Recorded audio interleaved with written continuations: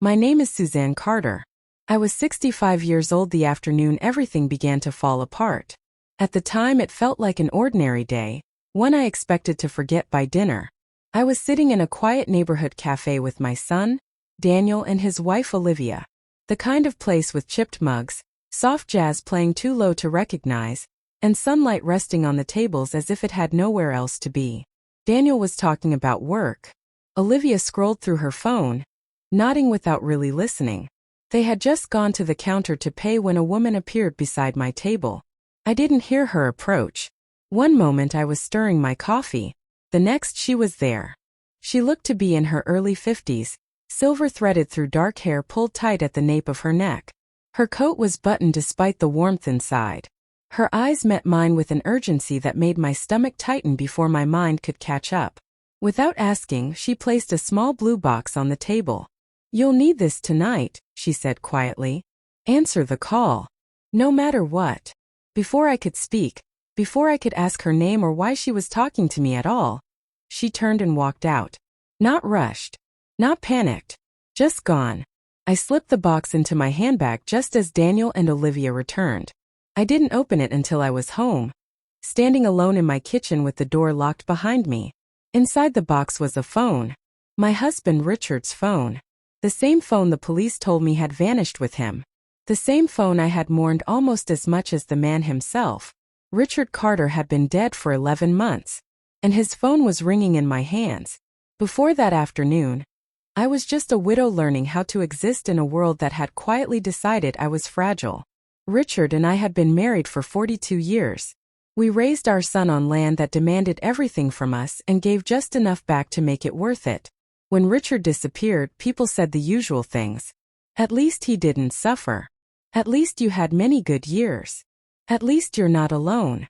What they didn't say was this: losing a husband at my age doesn't make you invisible. It makes you manageable.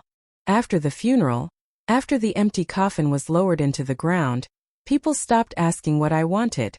They started telling me what was best for me. My doctor spoke slower.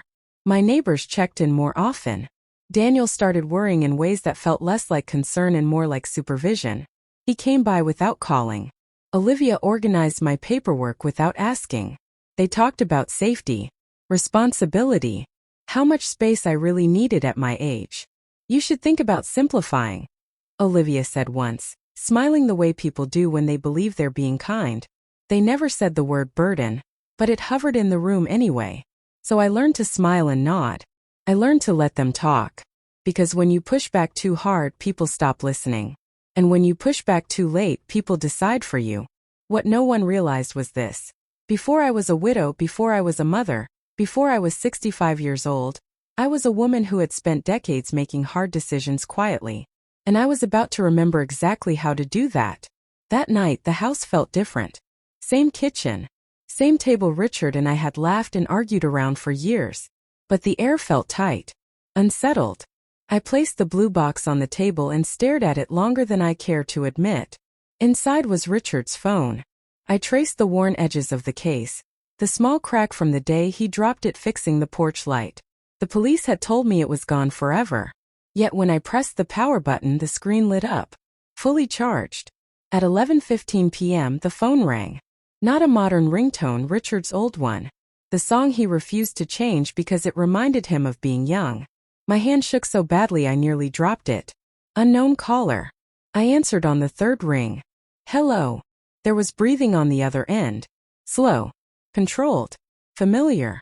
Then a distorted voice spoke. Suzanne. It was unmistakably my husband's. Don't trust Daniel. Don't trust Olivia. Don't trust the police.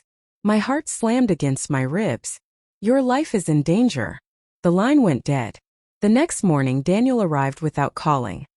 He held 2 expensive coffees. He never bought those unless he wanted something. Mom, he said carefully, we need to talk. He spoke about safety, about the land, about winter storms and repairs and taxes. Everything made sense on the surface. Then he mentioned selling. Not directly, just a suggestion. There are developers looking, he said. Serious offers. I told him I wasn't selling. His jaw tightened for half a second. Olivia thinks you're being emotional, he added. Holding on because of Dad. That's when I understood. They weren't asking. They were preparing. The pressure escalated quickly. Articles about downsizing. Mentions of guardianship. Conversations framed as concern but laced with urgency.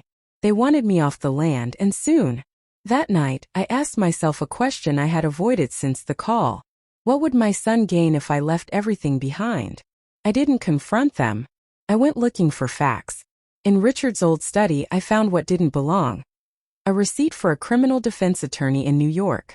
Emails about land surveys. A buyer. Serious money. Richard hadn't been planning to leave me. He had been preparing.